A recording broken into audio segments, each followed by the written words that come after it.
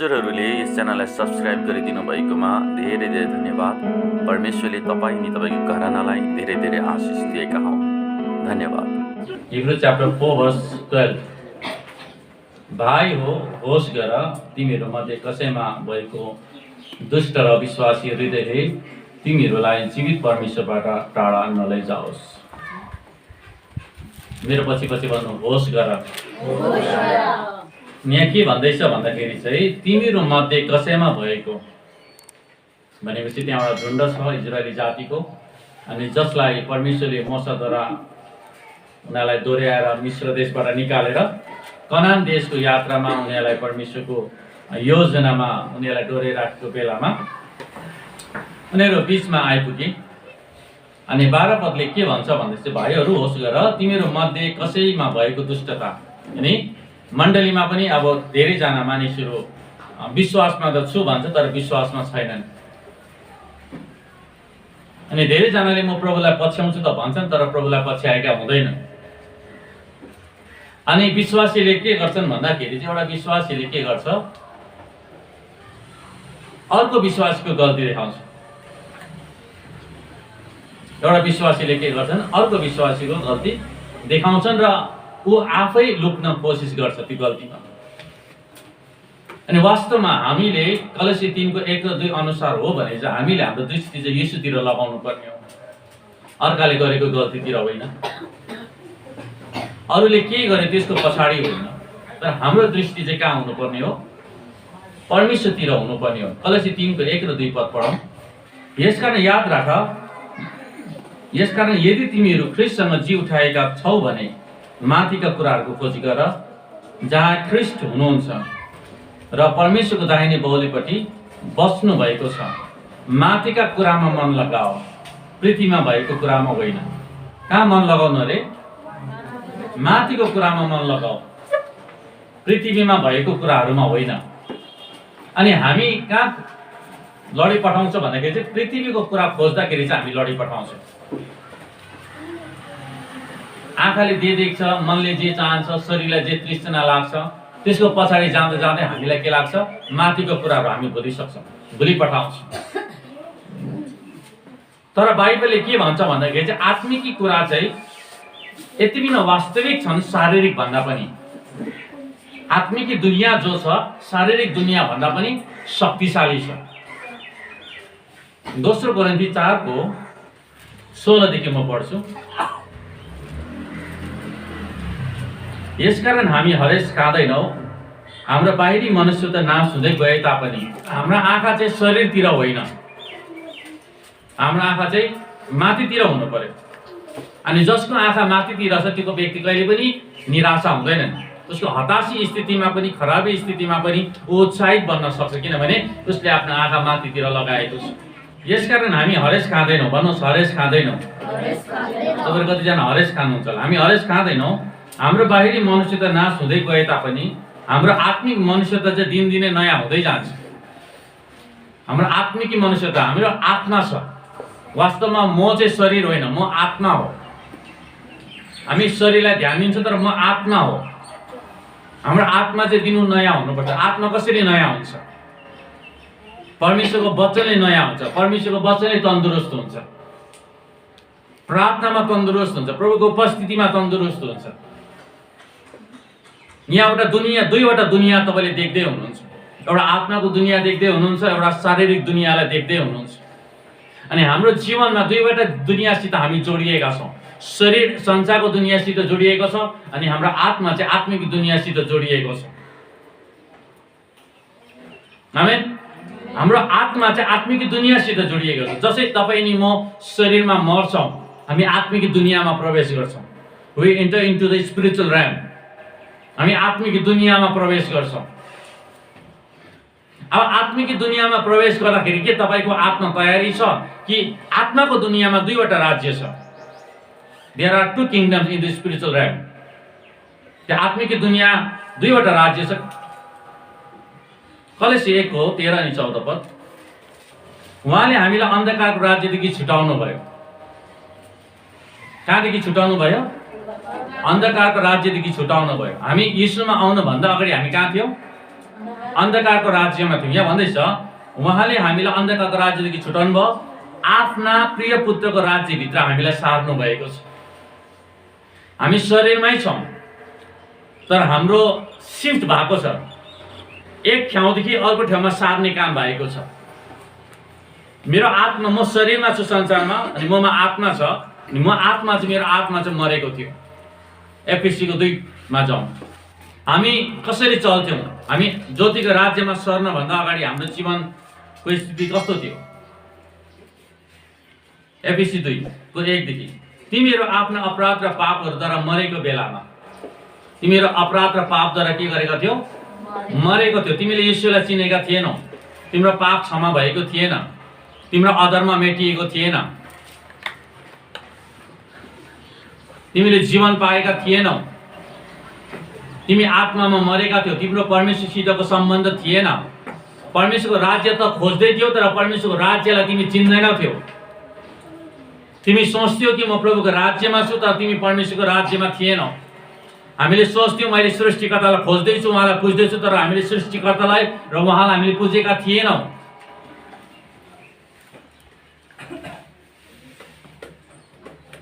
अनि यहाँ के भन्दैछ भन्दाखेरि चाहिँ तिमीहरू आफ्नो अपराध र पापहरूद्वारा मरेको बेलामा, भनेको आत्मामा हामी मरेका थियौँ। हामी अन्धकारको राज्यमा थियौँ। We were in the kingdom of darkness. आत्माको दुनियाँमा अन्धकारको राज्यभित्र हामी जोडिएका थियौँ।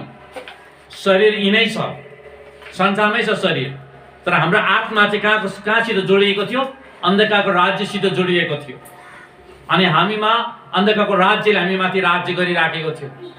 यसै कारण हामीलाई ढाँट्दाखेरि पनि केही जस्तो लाग्दैन थियो, हामीलाई चोर्दाखेरि पनि केही जस्तो लाग्दैन थियो, हामीलाई मान्छेलाई मार्दाखेरि पनि केही जस्तो लाग्दैन थियो, हामी जे गर्दाखेरि हामी लापरवाही जीवन जिउँदाखेरि पनि हामीलाई केही जस्तो लाग्दैन थियो, हामी मागेर बाटोमा सुत्दाखेरि पनि हामीलाई केही जस्तो लाग्दैन थियो, हामी व्यभिचार गर्दाखेरि पनि हामीलाई केही जस्तो लाग्दैन थियो। तर जसै हामीले येशूलाई विश्वास गर्यौँ, प्रभुमा आयौँ र प्रभुले हाम्रो मुक्तिदाता भनेर ग्रहण गर्यौँ, तब हामी सानो झुट बोल्न पनि हामीलाई डर लाग्न लाग्यो। हामीलाई नकारात्मक काम, कसैको विरुद्धमा कुरा सोच्न पनि हामीलाई डर लाग्न थाल्यो। तर पहिला यस्तो हुँदथ्यो? हुँदैन थियो हामीलाई। किनभने हामी अन्धकारको राज्यमा थियौँ। अन्धकारको राज्यभित्रको कामहरू हामीले गर्दाखेरि हामीलाई केही पनि हुँदैन थियो, किनभने हामी त्यो राज्यको नै थियौँ। तर जब हामीलाई परमेश्वरको पुत्र येशूमाथि जब हामीले विश्वास गर्यौँ र उहाँलाई विश्वास गरेर जब हामीले उद्धार अनि मुक्ति र पापको क्षमा पाएर परमेश्वरको राज्यमा परमेश्वरले हामीलाई सार्नु भयो, तब हामीले अन्धकारको राज्यको काम केही कुरा गर्ने बित्तिकै हामीलाई गिल्टी, दोषी भावना आउन लाग्यो। तपाईँलाई दोषी भावना हुन्छ, गिल्टी हुन्छ तपाईँलाई? ला मैले त त्यसलाई नभन्नु पर्ने थियो, मैले भनिपठाएँ। तर पहिला हुन्थ्यो तपाईँलाई? हुँदैन थियो तपाईँलाई। तपाईँ त अरूलाई ढाँटेर कमाइ गर्दा तपाईँ खुसी हुन्थ्यो। तर जसै हामीले प्रभु येशूलाई चिन्यौँ, जब प्रभु येशूलाई हामीले विश्वास गर्यौँ, उहाँ हाम्रो निम्ति मर्नु भएको रहेछ, हाम्रो निम्ति पापको निम्ति उहाँ बलिदान हुनुभएको रहेछ भने जब हामीले ग्रहण गर्यौँ, जब हाम्रो परिवारमा येशूको प्रवेश भयो, येशूको प्रवेश हुने बित्तिकै तपाईँले बछेडामा चढेर येशू यरुशलेममा जाँदाखेरि पहिला येशू कहाँ जानुभयो? मन्दिरमा जानुभयो। अनि मन्दिरमा गएपछि प्रभु येशूले मन्दिरलाई के गर्नुभयो? यहाँ उसले सफा गर्नुभयो। परमेश्वरको राज्य, परमेश्वरको भवन चाहिँ के को भवन हुनुपर्छ? प्रार्थनाको भवन हुनुपर्छ। यदि परमेश्वरको भवन चाहिँ प्रार्थनाको भवन भएन भने चाहिँ व्यापारको भवन हुन्छ। यहाँ हामी के देख्छौँ? जब हामी येशूलाई विश्वास गर्यौँ, हामीलाई परमेश्वरले अन्धकारको राज्यदेखि हामी त्यही शरीरमा छौँ। We are still in the same body. हाम्रो नाक, कान, मुख केही पनि बदलिएको छैन, तर हामी चाहिँ के भयो? आत्मामा चाहिँ परिवर्तन भएको छ। चेन्जेस चाहिँ कहाँ आएको छ? आत्मामा आएको छ, जसलाई चाहिँ हामी नयाँ जन्म भन्छौँ। अनि हामीले जब येशूलाई विश्वास गर्यौँ, अघि हामीले एउटा पद 13-14 भने, मैले 14 पद पढेँ भने त्यहाँ तपाईँले पाउनुहुन्छ। कलोस्सीको 14 उहाँमा हाम्रो उद्धार अर्थात् पापको क्षमा छ। के को क्षमा छ? उद्धार। अनि यो कुन चाहिँ पापको कुरा गरेको? एफएससी 2 जाउँ। तिमीहरू आफ्नो अपराध र पापहरूद्वारा मरेको बेलामा उहाँले तिमीलाई जीवित पार्नु पर्यो। कुन चाहिँ पापको कुरा गर्दैछ? येशूलाई विश्वास गर्नभन्दा अगाडिका, जो हामी आदमबाट हामीमा सरेर आएको छ। हामी पापैमा जन्मेका छौँ। हाम्रो पापको मूल्यलाई हामीले चिनेका थिएनौँ। अनि जसै हामीलाई थाहा भयो येशू प्रभु चाहिँ हाम्रो पापको लागि मर्नु भएको रहेछ, गाडिनु भएको रहेछ, अनि उहाँ जीवित हुनुभएको रहेछ। जब यो तीनवटा कुरा जब हामीले विश्वास गर्यौँ, तब हामीले हाम्रो हृदयमा के गर्यौँ? विश्वास गर्यौँ र मुखले के गर्यौँ? स्वीकार गर्यौँ। विश्वास हृदयमा हुनु पर्यो, मनमा होइन। मनले गरेको विश्वासले तपाईँको जीवनमा काम गर्दैन, हृदयमा गरेको विश्वासले तपाईँको जीवनमा काम गर्छ। Faith must be in your heart, not in your mind. अनि विश्वासले गर्ने कार्य चाहिँ आँखाले देखेको जस्तो हुँदैन। आँखाले नदेखे तापनि विश्वासले कार्य गर्छ। तिमीहरू आफ्ना अपराध र पापहरूद्वारा मरेको बेलामा उहाँले तिमीहरूलाई जीवित पार्नुभयो। के पार्नुभयो रे? जीवित पार्नुभयो। यो एक्ज्याक्टली त्यही कुरा हो। कलसी 1:13 मा हामीले के पढ्यौँ? कि तिमीहरूलाई चाहिँ परमेश्वरले अन्धकारको राज्यबाट निकालेर उहाँको परमेश्वरको पुत्रको राज्यभित्र के गर्नुभएको छ? हिन्दीमा के लेखेको छ? अंग्रेजी? उसी ने हमें अंधकार के वश से छुड़ाकर अपने प्रिय पुत्र के राज्य में प्रवेश कराया। ओके, छुड़ाकर प्रवेश कराया। कहाँ प्रवेश गराउन भन्दा अगाडि उसलाई के गरेको छ? पहिला छुटाएको छ। यहाँ एफएसी 2 मा तिमीहरू आफ्ना अपराध र पापहरूद्वारा मरेको बेलामा युआर डेड। म मरेको थिएँ हिजो, I was dead, now I am alive. म मरेको थिएँ, I was dead in my sin. मेरो पापमा म मरेको थिएँ, मेरो अधर्ममा म मरेको थिएँ। म परमेश्वरदेखि बिराना थिएँ, म परमेश्वरमा छुतर भन्थे, तर I was not in God. अब मलाई अन्धकारको राज्यदेखि, पापी राज्यदेखि, न्यायदेखि मलाई कसरी छुटकारा दिने? Who can transport me back to the light? अनि बाइबलले भन्छ एफएसी 2:2 मा, यिनैमा यस संसारको रीति अनुसार, के अनुसार? यस संसारको रीति अनुसार, यस संसारको ढाँचा अनुसार, शरीरको अभिलाषा अनुसार, जे मन पर्यो त्यही अनुसार। किन हामी यो संसारको रीति अनुसार चल्छौँ भन्दाखेरि अलिक मुनि अर्को लाइन पढ्नु, आकाशको शक्ति र मालिक अनुसार, आकाशको शक्ति र मालिक अनुसार अनआज्ञाकारिताको सन्तानमा अहिले काम गर्ने आत्मा अनुसार तिमीहरू अघि एकपल्ट चल्दै थियो। भनेपछि जसरी येशू वास्तविक हुनुहुन्छ त्यसरी अन्धकारको राज्य शैतान पनि वास्तविक हो। तपाईले सोच्नुहुन्छ येशू वास्तविक हुनुहुन्छ भने शैतान पनि वास्तविक हो। He is also real. अनि जब बाइबलले भन्छ इट्स रियल, यहाँ भन्दैछ पहिला तिमी संसारको मालिक अनुसार चल्थ्यौ। यूहन्ना 8:44, तिमीहरू आफ्नो पिता दियाबलसका हो। तिमी कसको हो? दियाबलसको हो। धेरै इजरायलीहरूले, यहुदीहरूले के सोधे? तपाईँ परमेश्वरको पुत्र हुनुहुन्छ? हाम्रो त पिता त अब्राहम हो, कहाँ तपाईँ हाम्रो पिता हो भनेर सोद्धाखेरि तिमीहरूको पिता चाहिँ को हो? दियाबलस हो, शैतान हो। शैतान त तपाईँले उत्पत्तिमा पनि भेट्नुहुन्छ 3 अध्यायमा। भेट्नुहुन्छ कि हुन्न? 3 अध्यायमा छ कि छैन शैतान? शैतान हरेक पुस्तकमा शैतान छोडिएको छैन नि, उहाँले आफ्नो कार्य गरिराखेकै छ। अनि आज चाहिँ उहाँ मरे, still he is working behind of us. अझ पनि हाम्रो विरुद्धमा उसले रचना रचन, योजनाहरू बनाउँछन्। पहिलो पत्रुस 5:8 कसैले खोलेर पढ्नुहोस्। सचेत रहो, जागर रहो। तिमीहरूको शत्रु दियाबलस यानी शैतान कसलाई भेटाउँ र खायाउँ भनी गर्जनी सिंह चाहिँ खोजी हिँड्छ। He is still working. जसरी तपाईँले सोच्नुहुन्छ येशू वास्तविक हुनुहुन्छ, उहाँ हाम्रो प्रभु हुनुहुन्छ भने शैतान पनि वास्तविक हो, त्यो पनि छ। अनि हामी चाहिँ कसरी जिउँदैछौँ? हामी कसरी जिउँदैछौँ? We do not know any sense of the spiritual right. तपाईँको घरमा, परिवारमा, जीवनमा जति पनि नकारात्मक गतिविधि हुन्छ त्यो शैतानको कारणले। एउटा त आफ्नै कमजोरीले पनि हुन्छ जब हामी शैतानलाई मौका दिन्छौँ। किनभने शैतानले के चाहन्छ? नाश गर्न चाहन्छ नि। यूहन्ना 10:10 पढ्नुहोस् कसैले। चोरका चोर्न, मार्ने, नाश पार्न मात्र आउँछ।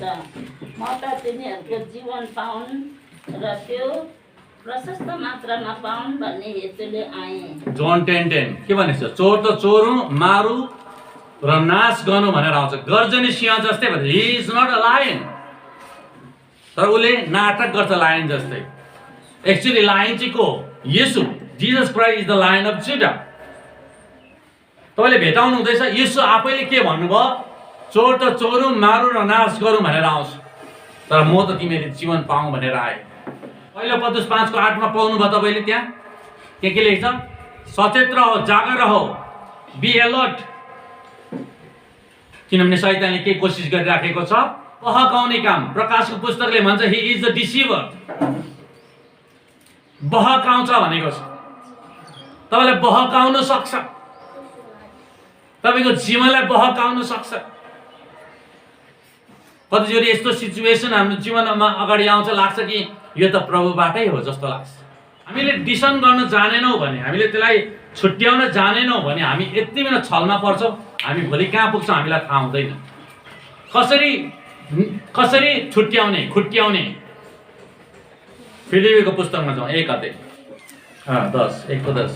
यस हेतुले कि जे उत्तम छ सो तिमीहरू खुट्याउन सक। आमेन। खुट्याउनु भने के हो?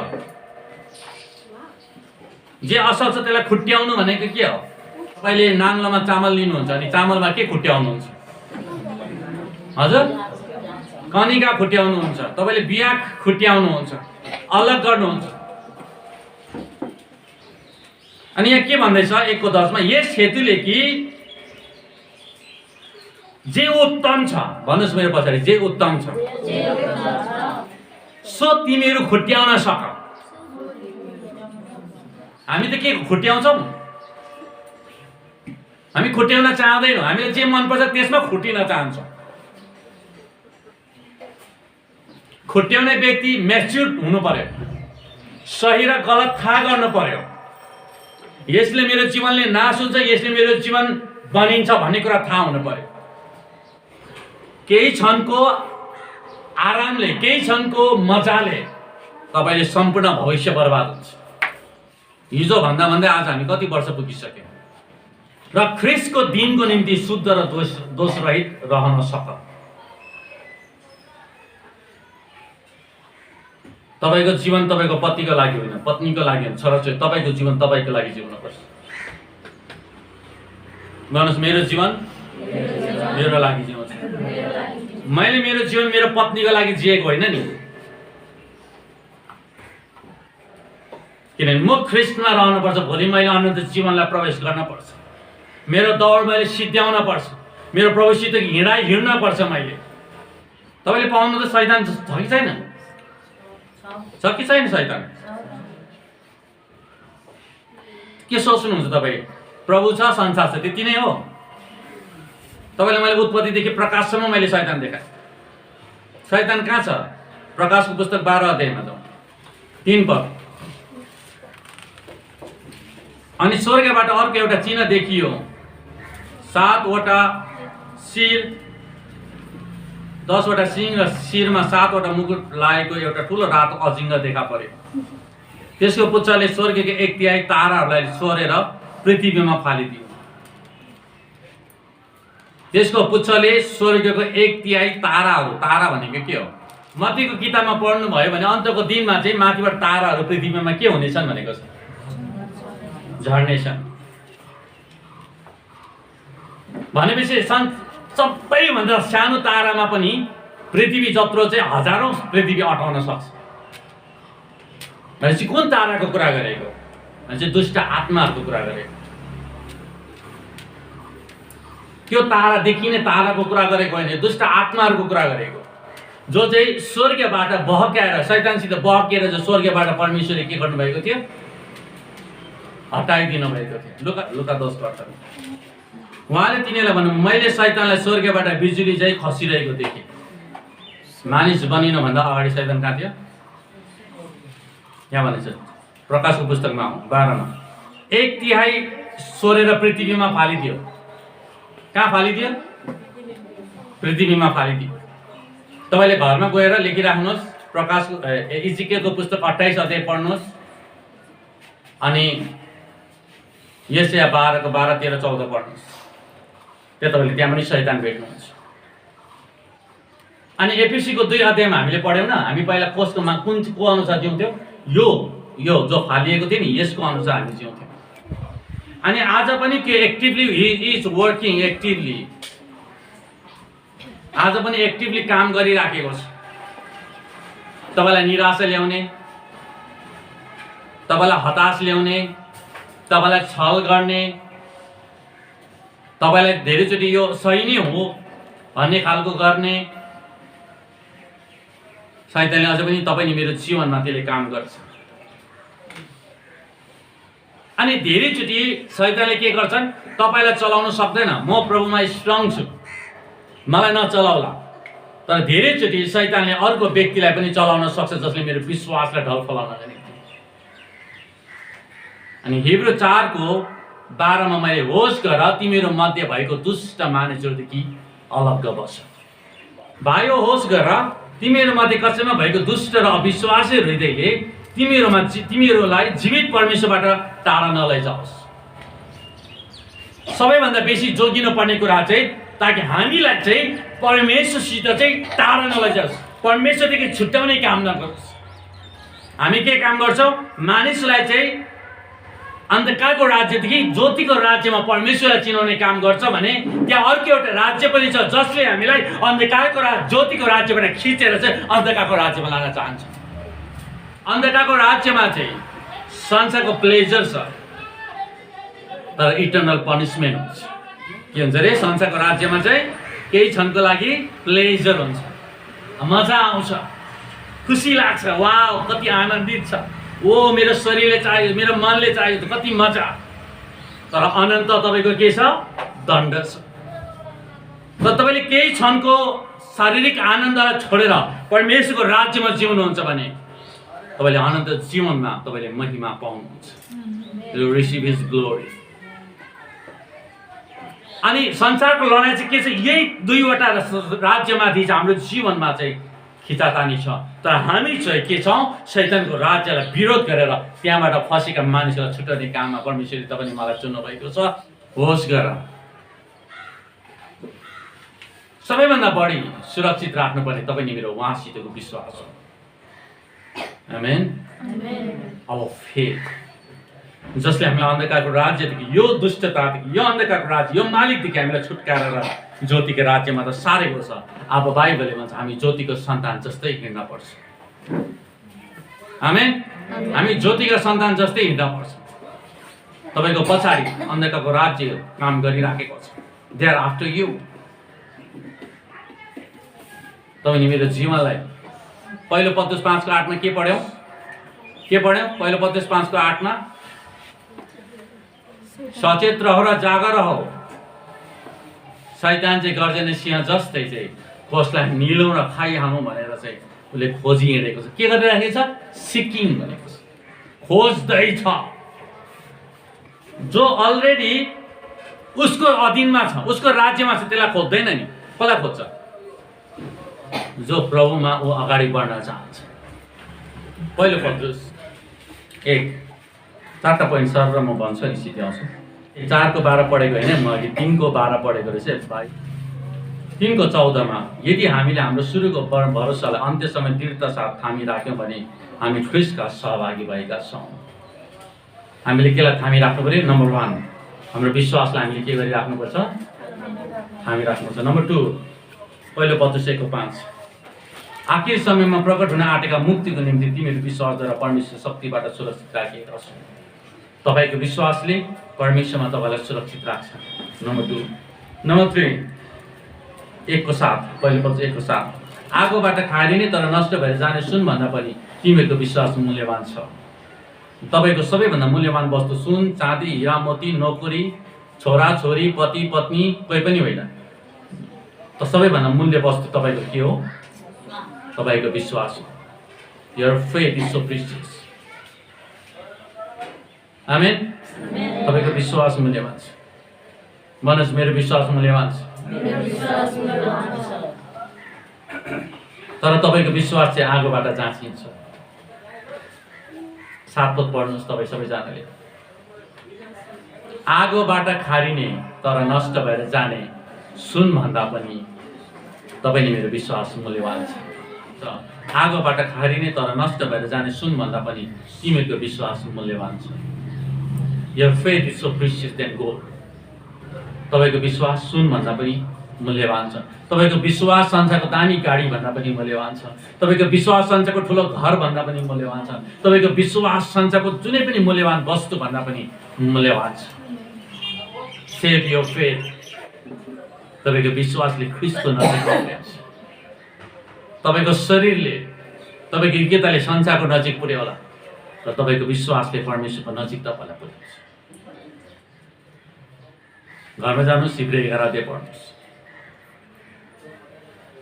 4 8 पद पढौँ। त्यसले तिमीहरूले नदेखे तापनि उहाँलाई प्रेम गर्छौ, उहाँलाई तिमीले अहिले देख्दैनौ तापनि उहाँमाथि विश्वास गर्छौ र अवर्णनीय र गौरवमय आनन्दमा रमाउँछौ। तपाईँको विश्वासले नै तपाईँको कठिनाइमा पनि आनन्दित हुन सिकाउँछ।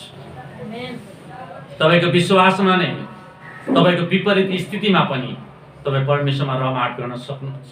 तपाईँको विश्वासमा नै तपाईँले भनेको जस्तो केही नहुँदाखेरि पनि तपाईँ खडा रहन सक्नुहुन्छ। तर केले हामीलाई खडा गर्छ? यही विश्वास। एक दिन त हुन्छ नि भन्ने विश्वासले, एउटा आशा, परमेश्वरमा कुनै कुरा असम्भव छैन, एक दिन अचम्मको काम हुन्छ। तिमीहरूले नदेखे तापनि उहाँलाई प्रेम गर्छौ। तपाईँले उहाँलाई देख्नु भएको छैन।